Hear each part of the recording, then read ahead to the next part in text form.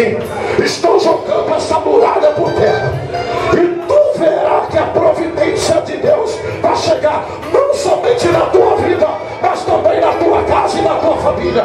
Há uma promessa de Deus, vai acontecer o sobrenatural. Hoje Deus está dizendo: desce sobre ti uma manifestação de Deus de cura nesta noite. Deus está trazendo para você. Receba esta graça, receba esta bênção, receba a manifestação de Deus. Hoje Deus está te visitando, dizendo: receba a cura de Deus hoje.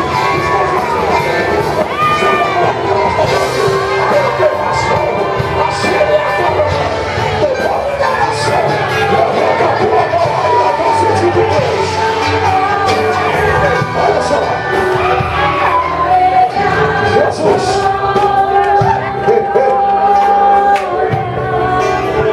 estenda a mão assim, mas estenda a mão, estenda a mão. Ah, meu Deus do céu. Oh, meu Deus.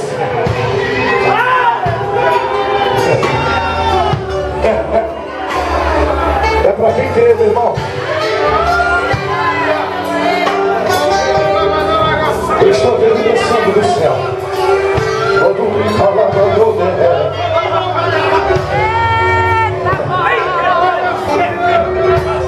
Tem presente de Deus para você nesta noite.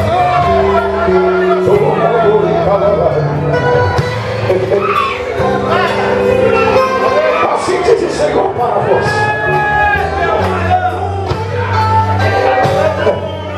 sou Deus que surpreendo o meu na terra. Ai, eu dou essa. Tem pessoas que entraram por aquela porta pedindo milagre lá na tua casa. Tem uma pessoa que é